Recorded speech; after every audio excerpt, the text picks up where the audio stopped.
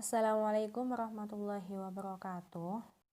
Masih semangat ya? Kita sudah masuk dalam materi yang kedua, masih dalam bab hak asasi manusia, dengan submateri substansi hak dan kewajiban asasi manusia dalam Pancasila. Silakan disiapkan buku tulis dan juga buku panduan PPKN-nya, biar nanti kalian bisa menuliskan kata-kata penting ketika kita bahas materi ini.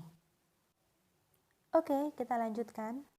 Dalam materi sebelumnya kita sudah bahas tentang sejarah hak asasi manusia, sejarah dunia, bahkan sejarah di Indonesia. Kemudian kita juga membahas tentang makna hak itu apa, makna hak dasar itu apa, dan hak asasi manusia. Kita ulas sedikit tentang sejarah HAM di dunia, diawali dari makna carta sampai muncullah Universal Declaration of Human Rights yang terdiri dari 30 pasal. Nah, dari 30 pasal itulah diserahkan di negara masing-masing, termasuk di Indonesia. Karena kita menggunakan ideologi Pancasila, maka pasal-pasal tentang hak asasi manusia itu tadi akan disesuaikan dengan ideologi Pancasila kita.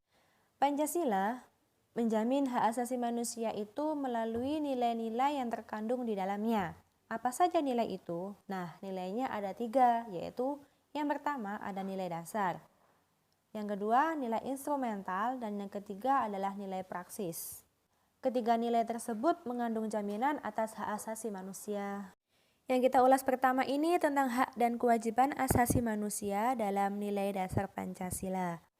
Nilai dasar adalah suatu nilai yang bersifat abstrak dan tetap, karena sesuatu yang abstrak berarti kan yang tidak nampak wujudnya. Hal ini mencakup tentang cita-cita, tujuan, tatanan dasar, dan ciri khas. Hubungan antara hak dan kewajiban asasi manusia dalam nilai dasar Pancasila sudah ada di materi kita ini. Silakan kalian pahami. Di situ sudah dipoin-poinkan dari sila pertama sampai sila kelima. Saya contohkan di sila ketiga Pancasila, yaitu sila Persatuan Indonesia.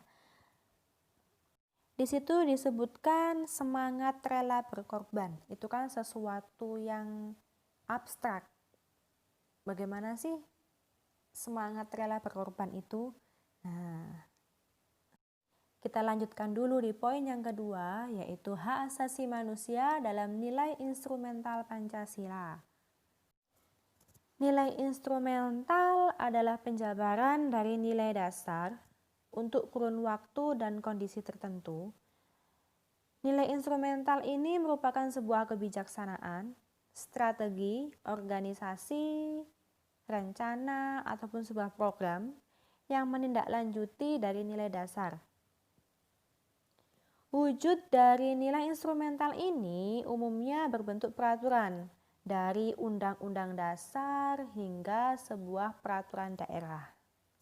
Nah, di poin A sampai F itu merupakan bukti nilai instrumental. Kita lanjutkan yang ketiga, hak asasi manusia dalam nilai praksis Pancasila. Nilai praksis adalah nilai yang terdapat dalam kenyataan sehari-hari, merupakan bagaimana warga negaranya melaksanakan nilai Pancasila. Nilai praksis ini terwujud pada penerapan nilai-nilai Pancasila baik secara tertulis maupun secara tidak tertulis. Nilai praksis Pancasila ini dapat terwujud apabila seluruh warga negaranya menunjukkan sifat positif dalam kehidupan sehari-hari. Seperti apakah sifat positif itu? Nah, kalian amati materi kita ini. Di slide kita ini di poin A sampai E itu merupakan contoh nilai praksis dalam kehidupan sehari-hari sesuai dengan sila Pancasila kita. Ibu kasih contoh biar lebih mudah dalam pemahamannya. Kita ulas sila yang ke-1, yaitu ketuhanan Yang Maha Esa. Dalam nilai dasarnya ada nilai ketuhanan, yaitu hak bagi setiap warga negara untuk memeluk agama dan beribadah. Itu kan sesuatu yang abstrak. Nah, kita lanjutkan di nilai instrumental. Nilai instrumental itu kan kaitannya dengan aturan. Jadi, yang berkaitan dengan hak setiap warga negara dalam memeluk agama itu termasuk ke dalam pasal berapa. Selanjutnya,